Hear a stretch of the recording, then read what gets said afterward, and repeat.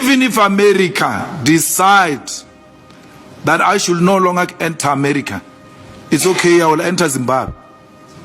I'll enter Botswana, I'll enter Nigeria, I'll enter Africa, my home. Why should I be concerned about people who are going to feed me beggars and make me fat when I can go to Nigeria and eat jollof? Nice, nom. Nice food. So you want to threaten me that you won't give me a visa to America or give me a visa to London? I don't care. I'll go to Africa and enjoy. Let me say something that might make a lot of people pause for a moment. There are moments in history when one voice speaks and suddenly the whole world starts reacting, not because it's loud, but because it's bold, direct, and impossible to ignore. Right now, a message from Julius Malema directed at Donald Trump is making waves across the globe, and people are reacting in a very different ways. Some are shocked, some are inspired, and some are asking, did he really just say that? But here is the real question nobody wants to ask. Why did that message hit so hard? Listen. In the next clip, I'll be showing you the video of this, our hero, Julius Malema. I want you to listen carefully to the message, pay attention to it, because once you say it, you will understand why people around the world are reacting the way they have. Oh, right now, let's watch. That's what you get when you elect the politically illiterate people to lead society. A lot of people make stupid mistakes and say we need a business person to be a president of South Africa. Politics are more complex than that. And Trump is such a typical example of electing so-called successful business person who has got no basics of politics. Because in politics, you also learn diplomacy. You also learn sovereignty and how to relate with other nations. So he has not just verbalized his political illiteracy. He has practicalized it. How do you become acting president of Venezuela? In all respect, it will never happen. And he knows it. There will be a permanent instability in that country because those people are going to fight for their self-determination. They're not going to allow that. Everywhere they went to Afghanistan, they destabilized that country. They went to Libya, they destabilized that country. They went to Iraq, they destabilized that country. Everywhere they say they are intervening, they go and destabilize the country. They are going to start a world war. But I don't think he has politically internalized and discussed it and take a deliberate decision to start a world war. He doesn't even know how a world war get to be started. I think he's unwittingly going to start a world war because he's going to tamper with interest of a lot of nations. And they're not going to sit back. They're going to respond. And the art of war teaches you that you can't open so many battlefronts. Yes. You can't be fighting everyone and expect to win. And then become worse. Start fighting even your own inside. Yes. You will have instability inside and you will have outside forces also turning against you. You can be this superpower, but those resources are limited. You're going to be fragmented and be fighting in all fronts. And the next thing, the resources get depleted and you get defeated.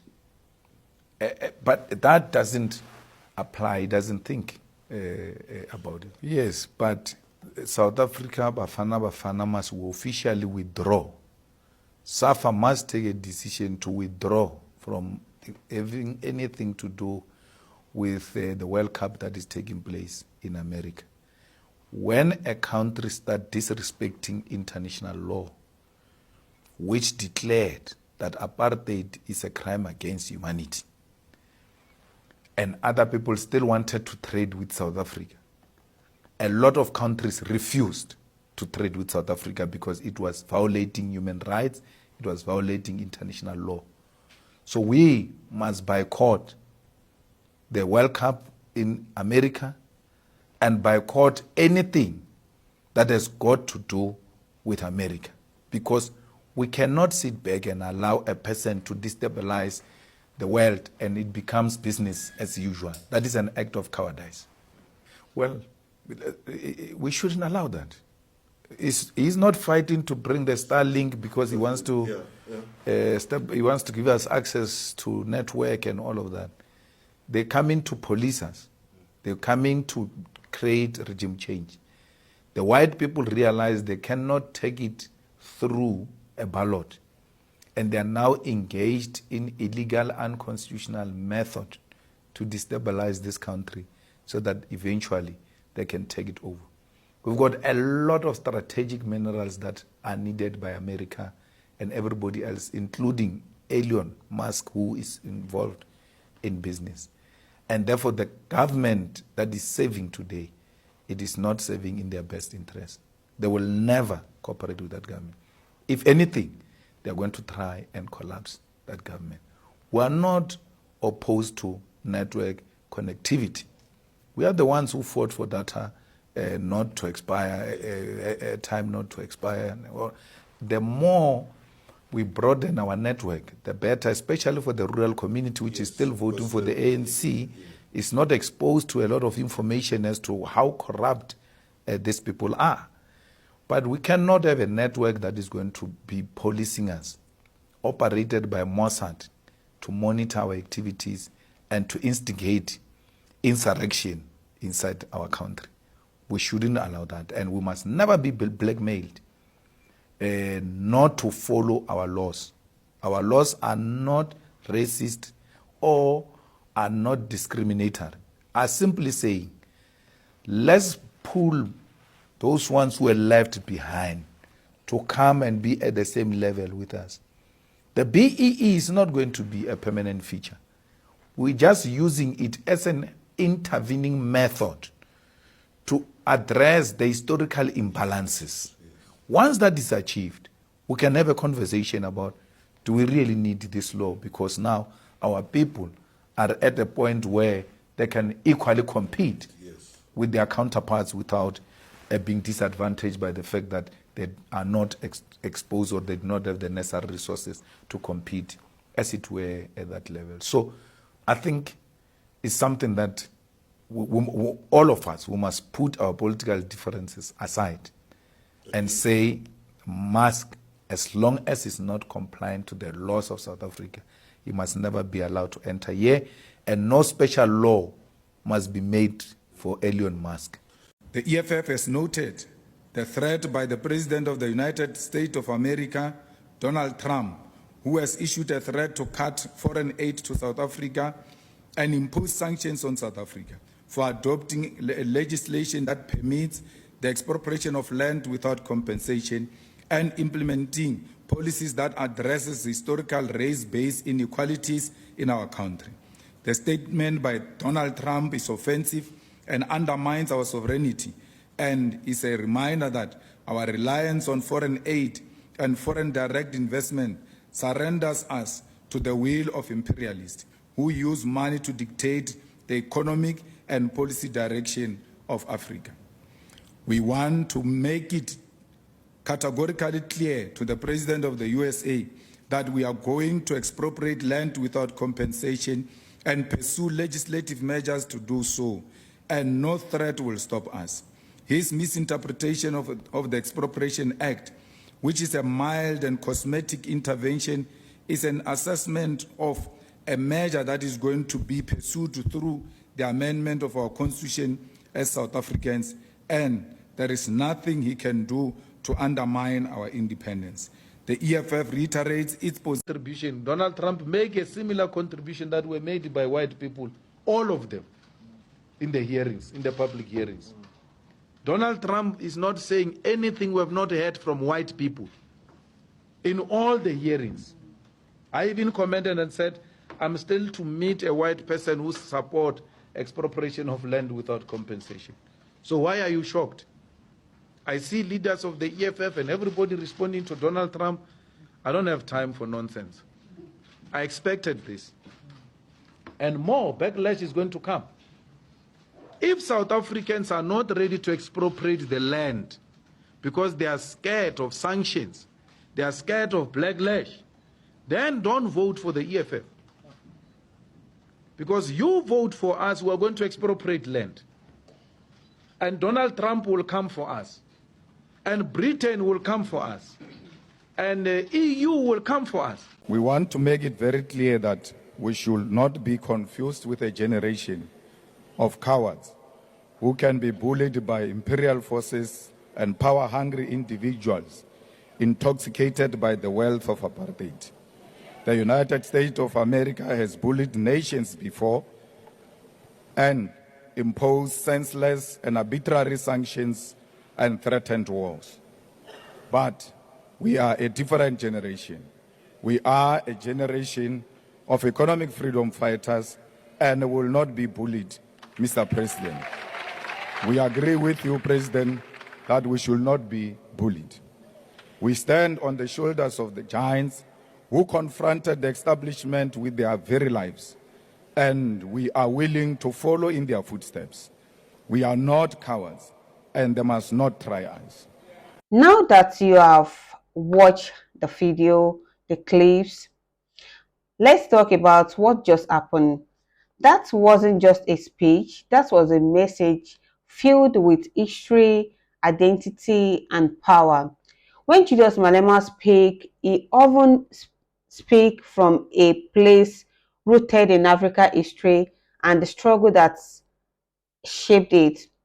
And when that message is directed towards a global political figure like Donald Trump, it naturally gets attention because now it is not just local, it is global. Here's where things get interesting. When African leaders or voices speak strongly about global power, it often surprises people, but like the people will be reacting on it. Why should confidence from Africa feel unexpected? For a long time, global narratives have not always centered African perspectives. So when someone steps forward and speaks loudly, it can feel different. Not because it's wrong, but because it changes what people are used to hearing. And that's exactly what makes moments like this powerful. They shift attention, they shift perception, they remind the world that Africa is not just a place people talk about, it's a place that talks back. Are you getting that? Now, this is where the connection becomes deeper because when many Africans had that message, it felt like representation, a voice saying, we see what's happening, we understand global politics, and we have something to say. And for Black Americans, this moment can feel familiar in a different way because Black voices in America have also spent generations speaking about power, fairness, and global influence. From civil rights leaders to modern activists, there have always been a push to make sure Black Americans are heard. So when an African leader speaks boldly on the global stage, it creates a sense of connection. A reminder that a reminder that a reminder that voice across Black diaspora are becoming more visible, more confident, and more influential. Now, here is something that might make some white American watching this question and curious. What if moment like this is not about confrontation but about perspectives? What if this is an opportunity for opportunity to understand how people from different parts of the world see global power, because for many Africans, global politics has always had real consequence. Economic policies, international decision, foreign influence. So when a leader speaks strongly, it often comes from that lived awareness. And instead of reacting with shock, there is an opportunity to ask, what experiences shape that message? That kind of curiosity can lead to deeper understanding. The world is changing. Voices that were once overlooked are now being heard. Countries that were once seen as secondary player are now taking stronger position. And global conversation are becoming more diverse. That means people are going to hear perspective they are not used to, and sometimes this those perspectives will feel uncomfortable, but discomfort is often part of growth because it pushes people to think deeply. What this moment really represents is something bigger than one speech. It represents a shift in who gets to speak, a shift in whose voice is taken seriously, a shift in how global conversations are happening. And for Africans and Black Americans, that shift is significant because it shows that their voices are not just being heard, they are influencing the conversation. So, when people say they were shocked by this message, maybe the real story is not about shock itself. Maybe the real story is why they are surprised in the first place, because confidence, clarity, and boldness from African voices should not be unexpected. They should be recognized, they should be understood, and they should be part of the global conversation. Now, I want to hear from you. Do you think moment like this shows that global voices are becoming more balanced, or do you think reaction like shock come from people not being used to hearing this perspective? Drop your thoughts in the comment below, and if you enjoy conversation about global politics, culture, and powerful moments like this, make sure you like and subscribe to this channel, because this channel, we don't just react to fire moments, we break down what they really means. And trust me, this is only the beginning of a much bigger conversation.